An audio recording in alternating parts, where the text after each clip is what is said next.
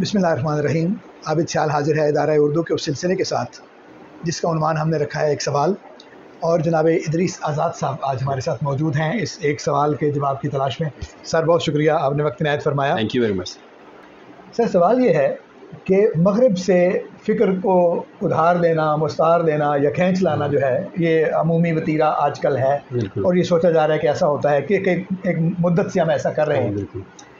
इससे पहले हम ये कहते रहे कि मगर वो इल्म के मोती किताबें अपने आबा की, जो देखें उनको यूरोप में तो दिल होता है सी पारा, कि हमारी किताबें थीं जो यूरोप ले गया, तो ठीक है वो भी होंगी और अब हम वहाँ से ले रहे हैं।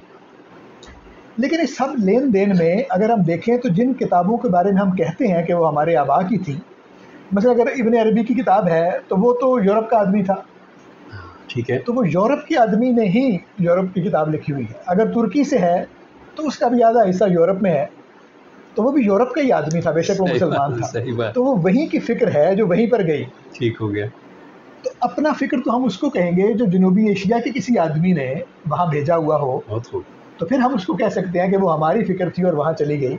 तो क्या दुनिया की जो फ़िक्री रिवायत है या इल्मी रिवायत है, या वहाँ यहाँ से वहाँ जाने का जो मामला है, उसमें फ़ख्र करने के लिए बतौर मुसलमान तो हमारे पास चीज़ें मौजूद हो सकती हैं, लेकिन जनूबी एशिया के फ़र्द के तौर पर भी हमारा कुछ ऐसा है जो यहाँ से वहाँ गया हो और हम कहें कि हमारे आबा की चीज़ें थी। बड़ा मुनफरिद सवाल है, जवाब तो इसके डिफरेंट दिए जा सकते हैं, लेकिन मैं एक बड़ा ख़ास स्पेशल जवाब देना चाहता हूँ। जनाब, मुझे नहीं नज़र आता पूरी हिस्ट्री में कि कहीं कभी ऐसा कोई दूसरा वाक़या हो जो मैं अर्ज़ करने लगा हूँ। जी। अचानक एक दिन ऐसा होता है 1812 में कि जर्मन के एक शहर में, शहर का नाम है वाइमार, जर्मन के एक शहर में एक तहरीक उठती है और उसका नाम रखा जाता है तहरीक मशरिकी। ठीक है, जिसे हम वैमर कहते हैं। वैमर, गुलशन वैमर जिसे इकबाल कहते हैं। 1812 में फ़ान हैमर का तर्जमा शाया होता है हाफिज़ का।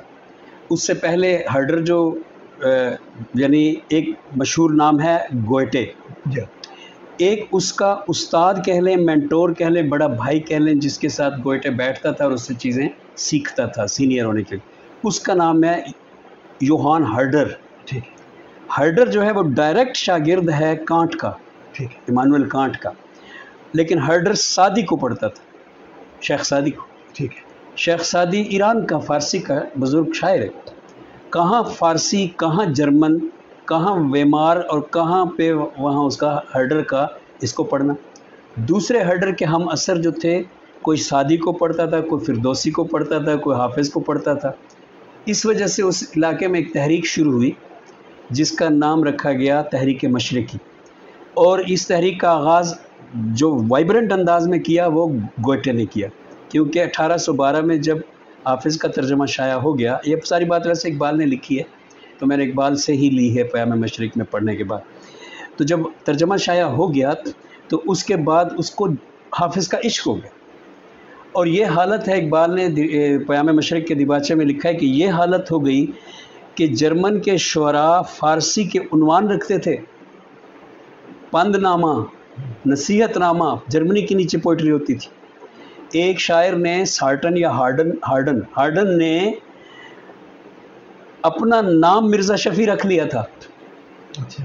और मिर्ज़ा शफ़ी के नाम से जर्मनी में पोइट्री लिखता था, और आज तक नक्काद ये समझते हैं, जब तक तहकीकी किताबें ना पढ़ें तो नक्काद ये समझते हैं कि ये फ़ारसी का शायर है मिर्ज़ा शफ़ी। अच्छा। हालांकि वो जर्मनी का शायर है। तो एक बड़ी तादाद थी, एक तहरीक थी, एक जोश था, और सब फ़ारसी पढ़ रहे थे।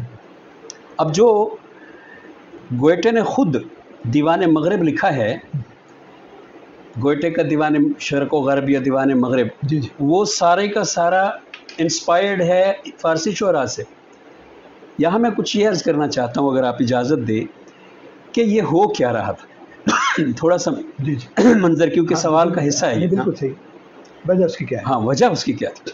हो ये रहा था कि रोशन ख्याली की तहरीक उरूज पर थी, और रोशन ख्याली की तहरीक दो चीज़ों का मजमुआ थी, साइंटिज़म यानी साइंस का मज़हब, साइंटिज़म साइंस का मज़हब, और دوسرے نمبر پہ یعنی سائنس بطور مذہب، سائنس کو اتنا ماننا کہ بطور مذہب، مذہب مذہب کی طرح ماننا.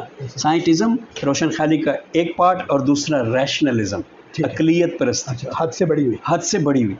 ان دونوں کے اگینسٹ اور بھی بہت سے لوگ پیدا ہو رہے تھے، صرف گوئٹے اور یہ تحریک مشرقی والے نہیں ہیں، یہ تو ذرا بعد میں آ رہے ہیں. ان دونوں کے اگینسٹ سب سے بڑی طاقت جو پیدا ہو گئی تھی وہ تھا روسو. اور روسو نے اس کے مقابلے میں نیچرلزم، یعنی اب وہ دیکھیں نا، وہ سوفسٹیکیشن ہے تو یہ نیچرلزم میں پھر نیچرلزم کی شاخ رومانٹسزم نکلتی ہے. نیچرلزم ہے کہ زمین سے محبت کرو، اور رومانٹسزم ہے کہ آسمان سے محبت کرو. سو مدعا یہ ہے کہ وہ آلریڈی ہماری روایت میں وحشت کی طرف جانے والی جو چیزیں ہیں، ہاں بالکل، جسے ہم سوفسٹیکیٹڈ ایک لفظ ہے وحشت، وحشت کی طرف، آدمی اپنے اصل کی طرف، وحشت کی طرف، وائلڈ جنگل، اس کی طرف. تو یہ آلریڈی وہاں تحریکیں تھیں جو چل رہی تھی. اب جب گوئٹے پیدا ہوتا ہے تو اس سے یہ پہلے لوگ ہیں، کانٹ اس سے پہلے ہے، روسو اور زیادہ پہلے نہیں ہے، کوئی 20 سال پہلے، کوئی 50 سال پہلے. تو اس نوجوان کے اوپر جو اثر ہوتا ہے اس روشن خیالی کے اگینسٹ، وہ فیل کرتا ہے کہ اس قوم کو روحانیت کی ضرورت ہے، کیونکہ اس نے باقاعدہ دیوان مغرب میں یہ اندیے دیے ہیں کھلے کہ جو مذہب کو چھوڑ رہے ہیں، مذہب کو چھوڑتے چھوڑتے کہیں یہ روحانیت کو ہی نہ چھوڑ دیں. کیونکہ سائنٹزم کا یہ عالم تھا کہ گیلوانی کے بھتیجے نے، جو ایک سائنسدان تھا خود بھی، اور گیلوانی تو مشہور ہے، باقاعدہ لاشیں لا کر ان کو کرنٹ لگا کے ان میں زندگی پیدا کرنے کے تجربے شروع کر دیے تھے، جس کے نتیجے میں ایک کتاب ناول چھپا تھا میری شیل کا، یا شیل میری کا، نام غلط ہو سکتا ہے، جس کا عنوان تھا فرینکسٹائن. فرینکسٹائن جو ہے وہ اس کا گیلوانی کے بھتیجے کا بنایا ہوا بندہ تھا کہ ہاتھ ایک انسان کا، پاؤں دوسرے انسان کا، اور کرنٹ لگا کے لاش کو اٹھانا بٹھانا، اور لاش جھٹکے سے ایسے ہوتی تھی. تو باقاعدہ پیپر لکھ دیے کہ یہ لاش بس اٹھنے ہی والی ہے.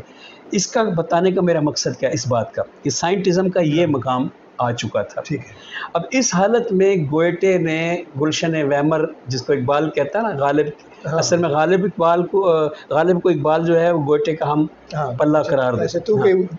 تو کہ اجڑی ہوئی دلی میں آرامیدہ ہے، گلشن ویمر میں تیرا ہم نوا خوابیدہ ہے. تو یہاں پہ ایک اور چیز بھی نظر آتی ہے کہ یہ اجڑی ہوئی دلی ہے اور وہ گلشن ہے. فرق دیکھیں، ہاں یہ بھی ایک پورا عہد بیان ہو رہا ہے اس کے اندر دو لفظوں میں. خیر، تو وہ جو گلشن ویمر اقبال نے کہا ہے، اس رونقوں کو کہا ہے جو وہاں پہ بلبل شیراز کے گیتوں کی وجہ سے پھیل چکی تھی، ان رونوں کے، اور ان کے اثر میں بہت سے شاعر پیدا ہو گئے. سو یہ ساری تحریک وہاں پہ امپورٹ کرنے کے لیے تھی روحانیت کو. اور میں نے اس پہ پیپر لکھے ہیں کہ اقبال نے پیام مشرق کیوں لکھی.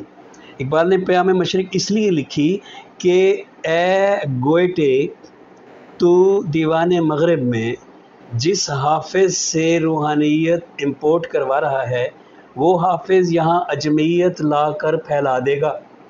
اگر تمہیں، یہ میرے الفاظ ہیں، میں اس کا بس بتا رہا ہوں کہ کرکس کیا ہے، اگر تمہیں یورپ کو روحانیت امپورٹ کروانی ہے تو رومی سے لینی ہوگی. دس از دا مین تھیم آف دا پیام مشرق.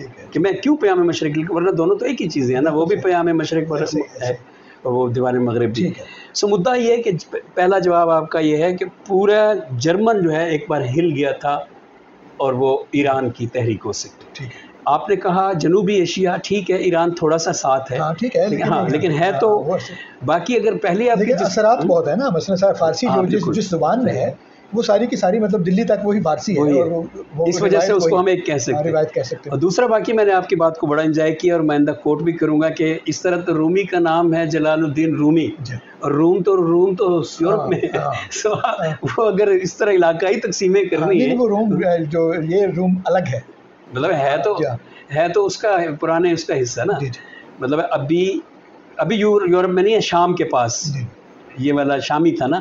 اصل میں بازنطینی سلطنت کے دو حصے تھے، ایک ویسٹ روما، ایک ایسٹ روما. جب مسلمانوں کا دور تھا تو دونوں حصے موجود تھے، اور جو بادشاہ بیٹھتا تھا وہ ویسٹ روم میں نہیں بیٹھتا تھا کیونکہ وہاں کے لوگ غریب تھے. تو جو بادشاہ بیٹھتا تھا وہ ایسٹ روم میں بیٹھتا تھا، اور ایسٹ روم کا مرکز تھا ترکی اور استنبول، قسطنطنیہ. تو بادشاہ ہرکل تھا، اور وہ جو آپ نے ہسٹری میں پڑھا ہوگا. उस वक्त रूमी इस इलाके में हुआ, तो चूंकि वो रोमतुल कुबरा का हिस्सा था, तो इसलिए मैंने कहा कि वो भी तो यूरोप ही हुआ, क्योंकि उसके अंडर था ना, वो इलाका तो यानी उन्हीं का हुआ, सल्तनत तो वही है। जी बिल्कुल, बिल्कुल ठीक। अच्छा, फिर रोमी भी वहाँ चला गया। तो इसका मतलब है कि हमारे पास इस फारसी रिवायत के अलावा यहाँ की ज़ुबानों के बारे में कुछ ऐसा नहीं है कि जो वहाँ गया हो। बेदिल के हवाले से है, वजह से आपने एक करवाया था सर प्रोग्राम, अगर आपकी इजाज़त हो तो मैं उसका जिक्र यहाँ पाणिनी की जो है, मतलब ये हाँ ये बात होनी चाहिए कि पाणिनी की लिंग्विस्टिक्स जो है उन्होंने खुद लिया, अगर हमें तो पता ही ना चलता कि पाणिनी कौन है, उनके सनात हैं हम पे, उन्होंने निकाला, उन्होंने बताया हमें, बहरहाल लिया तो गया तो इधर से है। अच्छा, मैं इसी तरह जो ड्रामे की जो रिवायत है, जो वहाँ पे बहुत बड़ा फन बन के उभरा है, लेकिन वो भी बुनियादी तौर पे यहाँ से गया हुआ है। मैं आपकी एक बात के हवाले से, जो आपने सर एक प्रोग्राम करवाया था डॉक्टर नासिर अब्बास नैयर का, उस प्रोग्राम को नमल में उसका खुतबा का उन्वान था डॉक्टर वज़ीर आगा का खुतबा सदारत। जी, याद है? हाँ, वो नमल में नहीं था, वो यहाँ पे था, मुख्तसर कौमी ज़ुबान। मैंने तो वो किताबचा देखा था, मैं उसकी वजह से कह रहा हूँ। उसके लिए आपने एक किताबचा छपाया था छोटा सा, सर सैयद अहमद खान वाला। उस किताबचे में भी ये बात है जो मैं अभी आपके साथ करने लगा हूँ। वैसे उस किताबचे में ये एडवर्ड सईद के हवाले से है, तो एडवर्ड सईद के से डायरेक्ट भी पढ़ी जा सकती थी। बहरहाल मैं आपको क्रेडिट देने के लिए कि आपसे हमने उसका तारुफ हासिल किया था, तो मैं उसको यहाँ दोहराना चाहता हूँ। उसमें ये बात है कि वेस्ट से आने वाले यहाँ से जब इल्म लेकर जाते थे तो वो दो किस्म के लोग थे। एक वो जो इफ़ादा पसंद थे और दूसरे वो जो इस्तिफ़ादा पसंद थे। ये लफ्ज़ लिखे हैं नासिर साहब ने। जो इफ़ादियत पसंदी वाले थे वो बाद वाले हैं, जो इस्तिफ़ादियत पसंदी वाले थे वो पहले वाले हैं। इस्तिफ़ादा करने वालों में मार्को पोलो है, इस्तिफ़ादा करने वालों में जिनका ज़िक्र इब्न खल्दून ने बेतफ़सील किया है वो सारे हैं कि हमारे पास यूरोप के फ़रंग के लोग आते हैं और हमसे क्या लेके जाते हैं।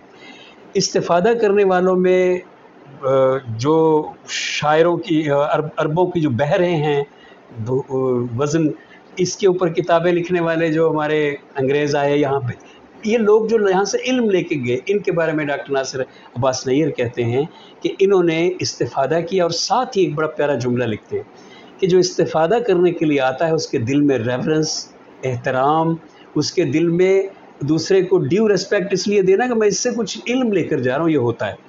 उसी किताबचे में लिखा हुआ था कि उसके बाद 1739 के बाद सिराजुद्दौला की शिकस्त के बाद बंगाल में जब उन्होंने अपनी बना ली पहली बाकायदा हुकूमत, फिर दौर बदल गया। अब वो इस्तिफ़ादे के लिए नहीं आएंगे क्योंकि अब हम उनके ग़ुलाम हो गए हैं। तो अब जो आए वो इफ़ादा वाले हैं। लास्ट डॉक्टर नासिर अब्बास नैयर ने रेफरेंस दिया रिचर्ड पार्कर का, कि जिसने तस्लीम किया है कि हिंदुस्तान में साइंसी उलूम थे और जो ही पलटा खाया 50 साल बाद, वो साइंसी उलूम तो दरकिनार वो यहाँ की बाकी चीज़ों को भी नीचे ले गए आखिर सतह पे। तो इसलिए बहुत काबिल और बात है। देखें, बात यह है कि मसलन वो ये जो ताजमहल बना हुआ है, चले और सिर्फ ताजमहल को अगर आप देखें, जिस कैलकुलेशन के साथ और जिस एक्यूरेसी के साथ वो इमारत दरिया के किनारे पर बनी हुई है, क्या किसी इंजीनियरिंग के इल्म के बगैर वैसी बनाना मुमकिन है? नामुमकिन है। और अगर वो मुमकिन नहीं है तो आदमी कहीं ना कहीं तो पढ़ा हुआ होगा, उसको कुछ ना कुछ तो आता होगा ना। यानी इस टर्मिनोलॉजी में नहीं आता होगा जो जदीद ज़माने की टर्मिनोलॉजी है, लेकिन अपनी इस्तिलाहों में अपने हुनर के ज़रिए किसी न किसी तरह वो आता था। तो यहाँ पे सारा कुछ बनता था, जो कुछ होता था। तो इसका मतलब और भी इसमें प्री हिस्टोरिक बात भी शामिल की जा सकती है और करनी भी चाहिए। वो ये है कि इंडो यूरोपियन लैंग्वेजेस जो हैं वो सारी इधर से गई हैं। उनमें जर्मन लैंग्वेजेस भी हैं, फ्रेंच लैंग्वेजेस भी हैं, अंग्रेज़ी भी है। इसीलिए तो हमारी हिंदुस्तानी और संस्कृत और अंग्रेज़ी दोनों असल में एक फादर की औलाद हैं। तो इंडो यूरोपियन लैंग्वेजेस जब गई सारी यहाँ हैं रूस के पास से, तो फिर हम कह सकते हैं कि जब वो हम में से ही हैं तो ऑलरेडी बड़ा सवाल है कि सारा कुछ इल्म और ज़ुबान का फ्लो जो है वो इस तरफ से उधर को है। और लफ्ज़ों में आपको नज़र आता है बाकायदा हर जगह पे। और जो इंडो यूरोपियन लोग नहीं हैं, मसलन केरला के लोग हैं, ये हमारे जो फिल्में बनाते हैं साउथ के, वो इंडो यूरोपियन नहीं है, बाकी सारा हिंदुस्तान। अभी भी वाज़े फ़र्क नज़र आता है। सो इंडो यूरोपियन ऑलरेडी यहाँ से लेके गए हैं मशरक़ को, मशरक़ ही बस रहा है वहाँ पे वो मगरब का अपना अभी फ़िलहाल मेरे ख्याल में कुछ नहीं। हाँ नहीं चले, हम इतना तो दूर तक नहीं जाते, लेकिन उन्होंने बहुत कुछ बना दिया। मैं तो लेकिन मेटाफोरिक अंदाज में बोल रहा हूँ। अच्छी बात की। असल में तो उस यानी अज़रा तफन्नुन एक और जुमला भी बोलने में, उससे पीछे जाते हैं थोड़ा, इंडो यूरोपियन से भी पीछे हम जाते हैं 30,000 साल से 50,000 साल के स्पैन में। तो जो साइबेरिया है, यहाँ से अलास्का तक पहले पानी नहीं होता था, क्योंकि आखिरी बर्फ़ानी अहद में बर्फ़ें बाद में पिघली हैं, तो वहाँ बर्फ़ होती थी। सो अलास्का से, साइबेरिया से लोग पैदल अलास्का चले जाते थे। मतलब यह कि एशिया से लोग पैदल अमेरिका चले जाते थे। और जो पहली कौम गई थी 50,000 साल पहले, उस कौम का नाम है आरावाक, और वो एशिया से गए थे अमेरिका। सो जितने नेटिव अमेरिकन्स हैं उनके बारे में ये रिसर्च मौजूद है कि वो असल में यहाँ के एशिया के लोग हैं जो साइबेरिया से पैदल वहाँ पे गए। ले मैं अब आपको 1.5 लाख साल लेकिन ये मजाक में मैंने की है सारी बात। लेकिन असल में तो उस तासुर के बारे में बात करने की जरूरत है। मैं ये तो नहीं कहता उसको ज़ाइल कर देना चाहिए, वैसे तो ज़ाइल भी करना चाहिए, लेकिन मेरा चूंकि इतना इल्म नहीं है तो मैं इतनी ऐसी बात नहीं करता। ये तासुर के हमने मतलब दुनिया के इल्म में एक कॉमा भी नहीं लगाया। हाँ, ये बड़ी अच्छी बात है। हमने कभी कोई उसमें कोई हिस्सा नहीं डाला। ठीक है, हम उस हिस्से को रिकग्नाइज करने के फिलहाल काबिल नहीं है, हम उस पर दावा करने के काबिल नहीं है, क्योंकि उसके लिए भी एक यानी आपके पास एक बेस होनी चाहिए ना, मौजूद ज़माने में एक बेस होनी चाहिए। लेकिन जब वो आ जाए फ़र्ज़ करें बेस, तो पीछे हिस्ट्री में या आपको चीज़ें ऐसी मिल सकती हैं कि जो यूरोप के या बाकी जो जदीद दुनिया है उसके इस्तेफादे इस इलाके से हैं। तो असल में आपका जो सवाल है ना, वो एक मखसूस बेसिकली एरिया को एड्रेस करता है, जिसमें एरिया महदूद होता है। एक तो उर्दू ज़बान के आसपास और लिटरेचर के आसपास, जनूबी एशिया की बात, दूसरा जनूबी ज़बान के भी ना। मसला मैं इसी अल-ख्वारिज़म जो है वो हमारा ईरान का है, खुरासान और अल-ख्वारिज़म ईरान के है ना। अब पूरा जो अलगोरिदम है या पूरा जो अलजबरा है, या वो गे तो यहाँ से है ना सारे। तो अब हम कह सकते हैं कि यहाँ से पहले उलूम जाते रहे, मगर बात यहाँ हो रही है लिटरेरी अंदाज में, जहाँ हमारा जिस तरह का इदारा है ये। तो हम ये देख रहे हैं कि गोएटे के दौर में जो चीज़ यहाँ से गई है वो प्योर लिटरेचर है, और उस इतनी बड़ी तहरीक मैंने अर्ज़ की कि पूरी हिस्ट्री में नज़र नहीं आती। सो इस तरह के वाक़यात हैं और भी बहुत से हैं, और मगरब का मशरिक़ पे और मशरिक़ का मगरब पे असर तो बहुत ज़्यादा है। तो बहुत शुक्रिया, आपने वक्त इनायत फरमाया, बहुत अच्छी बात हुई इस पर। उम्मीद है हमारे दोस्तों को ये बातें पसंद आई होंगी।